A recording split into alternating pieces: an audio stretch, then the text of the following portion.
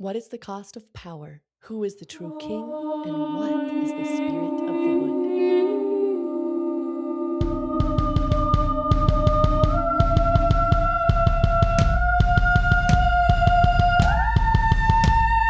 Welcome to Mythic Mirror, the podcast for lovers of myth and fantasy who want to live magical and fulfilling lives. I'm your host, Mary C. Kehoe. And I'm your co-host, Carolina Carter. And today we're talking about the end of The Two Twisted Crowns. If you haven't read it, go read it. But first, I have an announcement. Caroline and I have created our book club on Fable, which is an app, and we will put the link in the description. So you can join us there and comment on each chapter as we're reading through the books that we read. I think it'd be really fun. I've been exploring this platform so far. It's just fun. You get to track your reading days and books and review the books, and you can even buy books on there. So I think it could be really fun as a platform to chat about the books that we talk about here and get to chat with you guys. So click the link, download it. It's for free. There's a paid version, but you don't need it to join our book club there. So, I'm excited to have you there. And in case you haven't watched all the way to the end on our previous podcasts, Mary is publishing the first book of her 4-book series. It is a fantasy book series. If you are curious to dip your toes into that world before you commit to anything, she has a free book on her website. Link is always in our bio. So you can read that free short story, see what you think. And the first book will be launching later this summer. Sign up for the Kickstarter if you want to know when. Carolina, first off, how'd you like it? I really liked it. But my first impression was I really miss Elspeth and Raven. And very especially Elspeth. I feel like for the first half of the book, you don't even really get to see her. And I was like, well, she'll come back around. But even still, you don't. She's really a side character in her own book, which, Ione and Elm get to shine because of that. And do I love those characters? Of course I do. Did I miss Elspeth? Also, yes. Yeah, it's a very strong choice to Yeah, bold choice. bold choice. That's the word I was looking for. It is a bold choice to make your main character powerless in the second book. Powerless, quiet, and sidelined. But I did like what came out of that with the interchange between the nightmare and Raven of the nightmare coming up, with saying what she said and making it terrible, and Raven's just like, at first he's like, she didn't say that, like all upset, and then by the end he's like, she didn't say that. Yeah. Yes. Which brings us to my personal biggest plot twist of the book did not see coming. Raven is not just his son-in-law, soon to be, and also his great great great great great great grandson. Did you see that coming? I mean, looking back, I should have. That's how I They felt. talk about the hooked nose and the gray eyes. Yeah. I didn't, but I did think there was some kind of connection between the Yu family and his, since they lived on those grounds.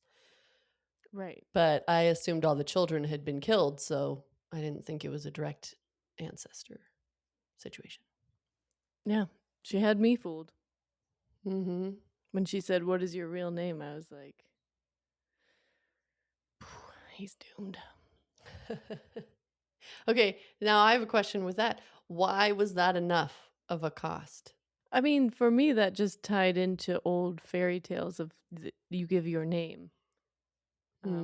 Now, in old fairy tales, there's some power that she would hold over him forevermore by giving his name.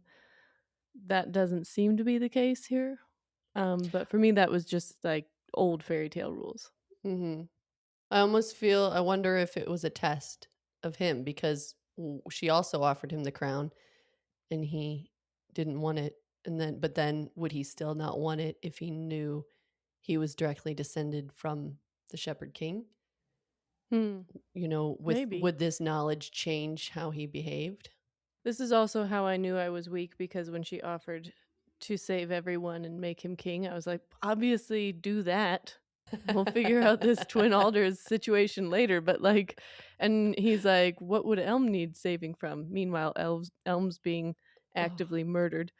And I'm just yeah. like, "Just do that one. Do that one." I guess because I was looking in her words for, when you're making deals with magical beings, you always are looking for the catch.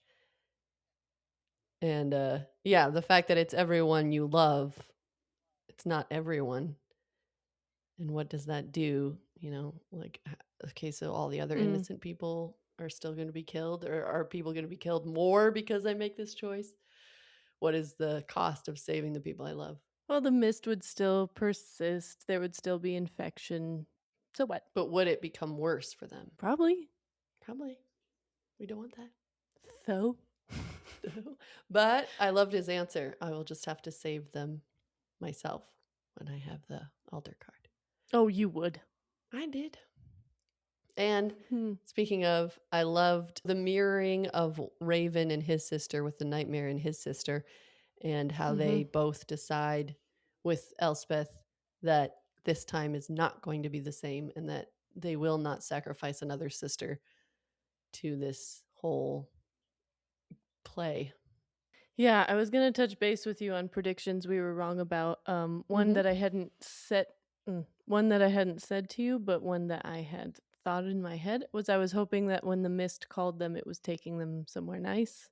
Did not did not have trees eating them and a valley full of corpses in my No, head. That was no. did not see that one coming at all. Mm-mm. Because I was like, it just seemed so wasteful, which I don't think of spirits as wasteful. Mm-hmm. I guess it's old-timey sacrifice, but I don't know. It seemed off balance. Like, if the whole thing is balance, and Yeah. yes, the Rowans had done terrible things, and yes, that like feeds into the natural world, and and people were using the cards instead of going to the spirit. It felt a little like, throughout this book, that was one thing that I had a little bit of a trouble with. Throughout both books, the spirit is said to be ancient, magic, and balance and neutral, neither good nor bad. And yet all of the things, like that every single person who gets called into the wood dies and rots over the under the trees, which then nourishes the trees.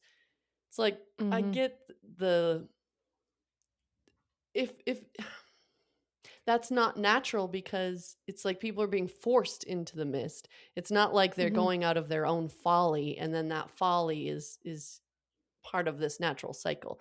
Which brings me to a question. Why is the spirit of the wood a creature in an ocean? I hadn't even thought of that.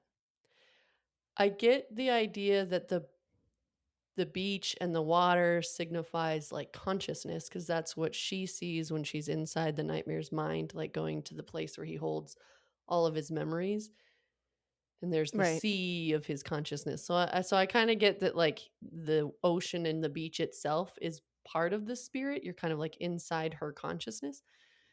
Mhm. But then she comes out of the ocean looking very, like, she's got a tail. And this might be because I was finishing the book late at night, but I could not quite visualize what she looked like.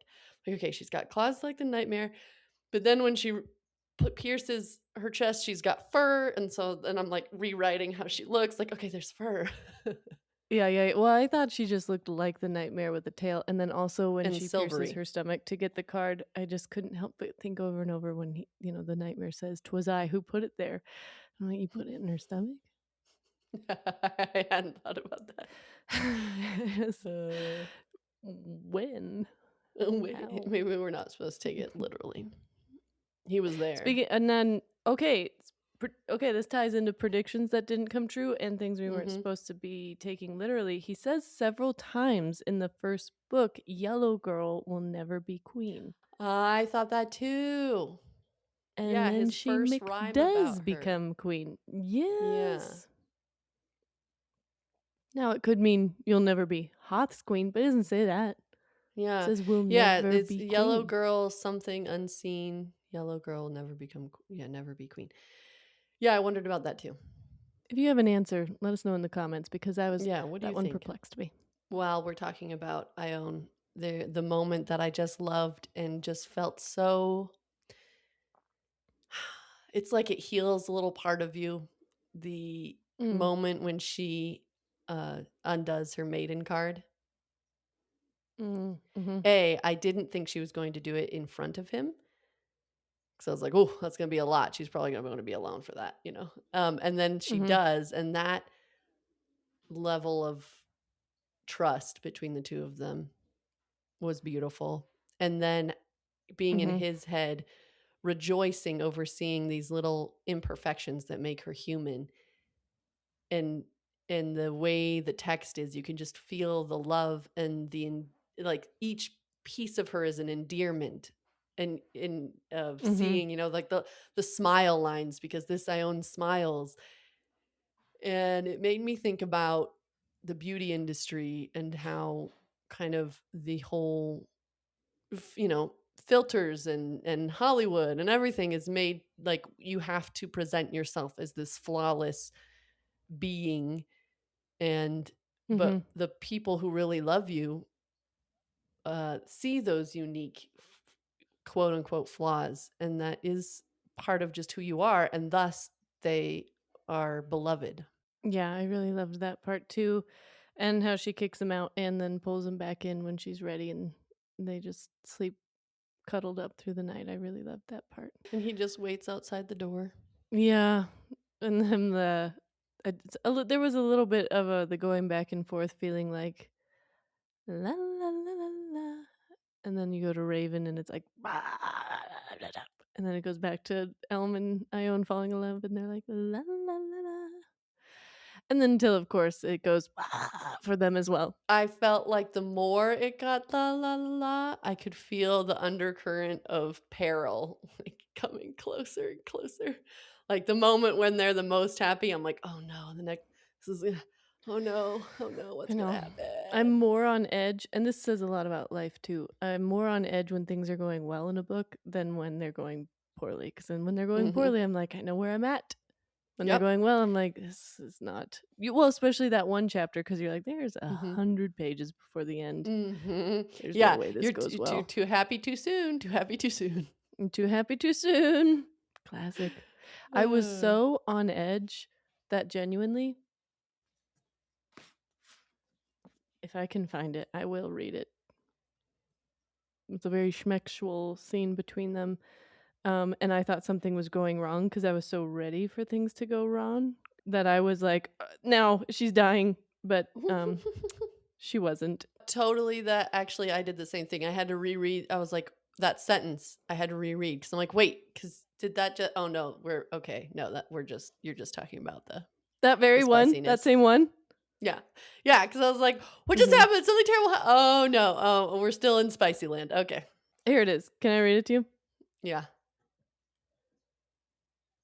Actually, yeah. here's okay. It's If not you bad, but want it just to. Ion's brow furrowed, her eyes still on him. She opened her mouth and let out a sharp cry, and I was like, she's dead. She just got stabbed. Like something bad just happened. And I had to reread it Yep. to be like, oh, it's okay. It's okay. It's okay. The exact thing happened to It's, me. Yep. that's how on edge that part made me.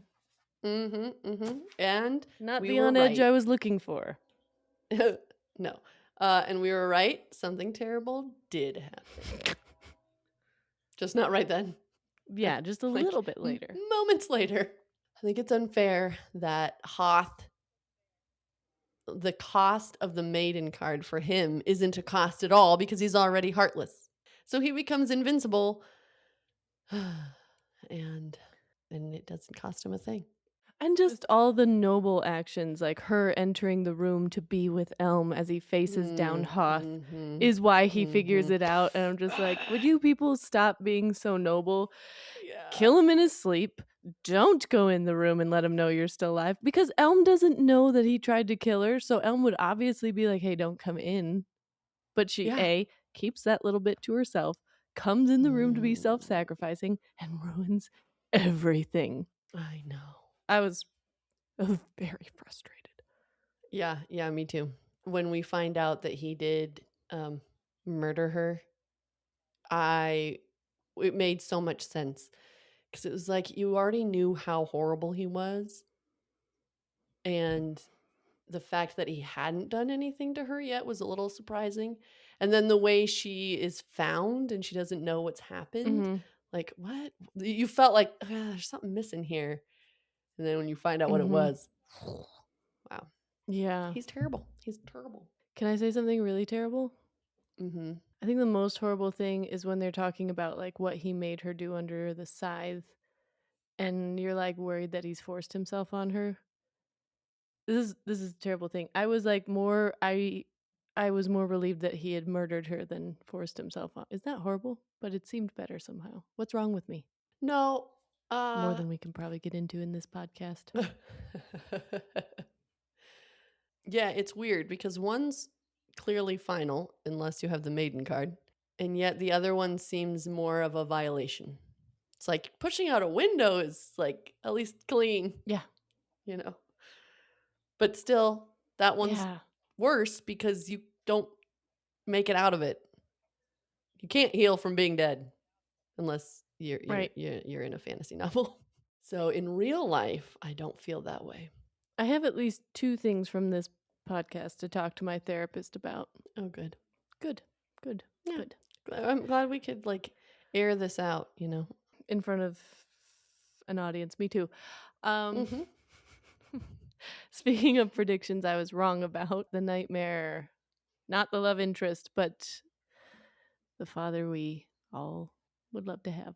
I highlighted a couple of quotes with him and Elspeth in this one because yes, we don't get to see her very much, but there are some real beautiful moments. These are I highlighted these because they made me laugh out loud. Okay, so this is at the end when they're in the woods and the trees are fighting the destriers, and Ione keeps speaking to the nightmare, and he says, "You know, yellow girl, I've always liked you best. But if you do not be quiet and let me listen, I'm going to tell the trees to press their branches over your mouth." Ione balked, and I swatted at darkness. "Would it kill you to be civil?" "I'm already dead, but yes, decidedly." He opened his eyes a sliver, peeked at Ione. Elspeth is lecturing me. Hesitant at first, then blossoming, a smile spread over my cousin's mouth. She could not see it, but I answered her with my own. "Oh, give her a hug. Don't be grotesque." I just love him. He's so acerbic. He doesn't Yes. get sentimental about any of it. And then when Elm and Ione Mm-mm. are kissing in front of everybody, and Elspeth and the nightmare are looking at them like, "What is Yes. happening?" And this one I really laughed at. The nightmare and I stared. "We seem to have missed something rather important," I said. "Small mercies." Yeah, yes. While we're doing quotes, should we do our Discworld delight? Where are we at with guesses? Well, I'll tell you. On YouTube, we have a guess of going postal. I think that's an excellent guess. "'Tis not what it is." On TikTok, we've got guess. Come on, show me. Okay. Hmm. Oh man, you guys are good. You guys have stumped me this time. That's what I get for saying the last one was too easy though. Oh, you're still amazing. You're still an amazing guesser, Tilly Mint. Um Reaper Man and Reaper Man. Dude, these guys are amazing. These people. You people, you know your stuff. It was in fact da, da, da, da, Reaper Man. Are you ready with this week's Discworld delight? I am. I almost showed you the book. When they were several miles outside of the village, she said, "I thought you told me plants were different in foreign parts." "So they are. These trees look just the same." Granny regarded them disdainfully. Nothing like as good, she said. In fact, she was already feeling slightly panicky. Who is Granny talking to? I think the things we've neglected to talk about mostly is Elm, since this is basically his book. But I need to say one more issue I have with people doing things that annoy me, and I have to agree with the nightmare. Please do not leave me with these idiots. When Raven goes to face Hoth with and he knows Hoth has the maiden card, he knows he can't die, and he's like, "No, you don't need help." I'm like, what do you mean?" Yes, exactly. In fact, to the point where when he gets spoilers, when he gets stabbed, I'm like, okay, this has to be part of the plan. Like he wouldn't be that stupid. Like maybe they planned this out and then because they knew if he thinks Raven's dead, he'd go take himself to the and no. No. Yeah, it was not part of the plan. Yeah, Which I'm like, exactly. why didn't you just have the trees move him? Why? This mano a mano, which is the same thing, which is interesting because Elm, I was frustrated with him too when he's like, no, I'll go back. And I'm like, I wrote this down. Why does Elm go back when he knows he'll just be a bargaining chip against Raven and he will be powerless? Fortunately, Right. he at least realized he was being an idiot. I mean, too late, but at least he didn't try to like defend it. He was just like, wow, that was whew, the scythe did a number on me. I wasn't thinking this was a bad choice. And why would I think that So I'd stupid. have this moment of confrontation with him? Why did I think he would allow such a thing when he never has my entire life? Yeah. So then Raven makes Right. the same mistake. Idiots. They're all idiots. Mm-hmm. But But lovable idiots. They're We our love them all. idiots. Yeah. So Elm, we haven't really talked about his character arc, his growth, and obviously I already said I miss Raven and Elspeth. That's been said. Do I love Elm? Of course I do. I Mm-hmm. like you said, very healing to read. I wish he didn't call himself rotten so much. I always think literally like, oh, come on. You're not rotten. You're just traumatized. Yeah, Yeah, when he that's talks about funny. my I rotten didn't mind it. insides, I'm like, oh no. Ooh. Clean them up. Yeah, it's the fact that he does get that final confrontation because the nightmare leaves him to it because he is going to be king. And this brings up who's the rightful king or who's the true king, even though Raven is the descendant and could be considered the true king by bloodline. The nightmare talks about, we are Blender's reckoning, not their ruler or not its ruler or king or something. Yeah. And I really liked that because he goes on to say all the things about Elm that makes him the perfect king. That he had this power all his life, and yet he didn't use it to cause pain, even though so much pain was caused to him by the same power that he held, and he didn't become Right. it. You break the cycle or the cycle breaks you. That's what I heard that somewhere. Which Hoth says to the nightmare. He explains away the evilness that they'd done because that's what it takes to rule Blunder. No.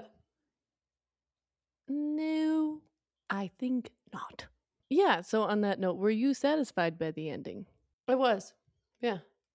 And one of the things that I really was satisfied by is that it's Raven who gives the nightmare and Elspeth time to say goodbye. And he offers it. It's not asked of him. He comes up with it Mm-hmm. and says it.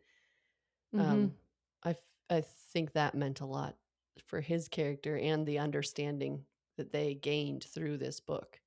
Because the nightmare, to be clear, just recently knowingly had him sacrifice his sister. Like, you and I forgive the nightmare a lot because he makes us laugh. That's just the way it is. When people make me laugh, they can literally get away with murder. Hey, by the way, on the last podcast, did you bleep out when I said murder, or is that something the program does? I did it because I just wanted It to was a make good call. It sure. was a good call. Thank you.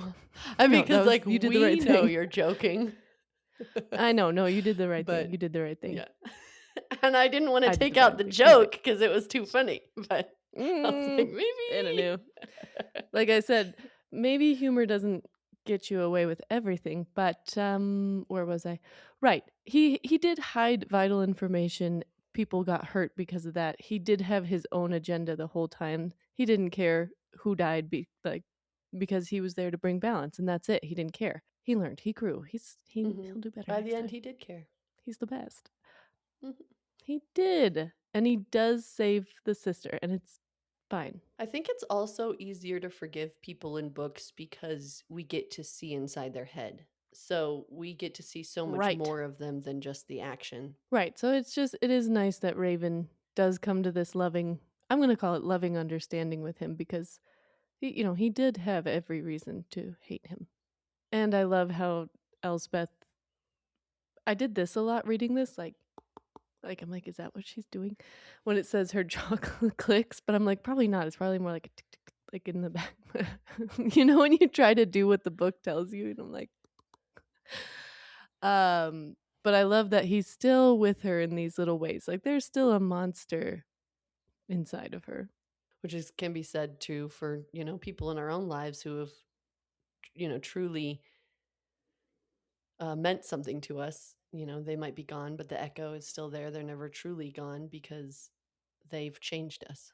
And I felt like it was just an extra treat that the author blessed us with, having Raven use the mirror card to see Taxus with his children. She didn't have to do Mm-hmm. that. That was Mm-hmm. just a sweet little treat for us. Yeah. Did you have like an overarching takeaway from this book? I feel like to me the theme is sacrifice and how we transcend pain, what we do with it. The like we were talking about the sisters in the forest and how we were so frustrated with them because they took injustice and then kind of became injustice, having the blood sport and continuing on that, like you said, the continuing on the cycle. And what does it take to break that cycle? What does it take to not sacrifice the sister, even though that looks like that's how and what should happen? What? And then the nightmare says something about he's had so long to plan out his revenge, but there's something to poet, like the justice of poetry versus violence, and having Elm be the one to stand up to the last Rowan instead of him, and those conscious decisions, I guess, to overcome vengeance and overcome pain and sacrifice something different.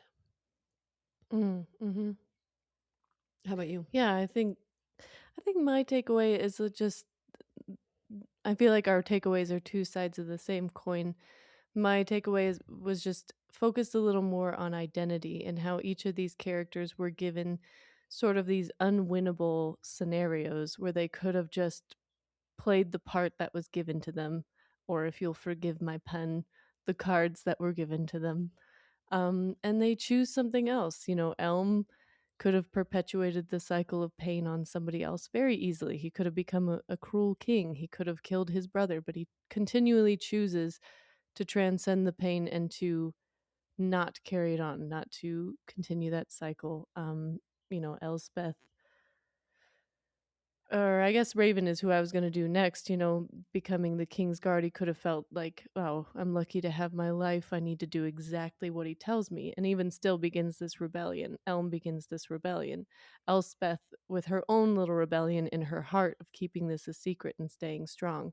Ione staying kind and empathetic in a world that is so cold and cruel. Each of these characters and their journey of heroism and choice in their own identities. But I feel like I'm almost just mirroring back exactly what you said in just a different way. No, I really like what you said. I think that's really true. Identity, sacrifice. And blood. I realized at the end that I had not been imagining the mist as all encompassing as it was. Like when it left and they could see, and they're talking about the colors and how bright everything was and the saturation of the colors.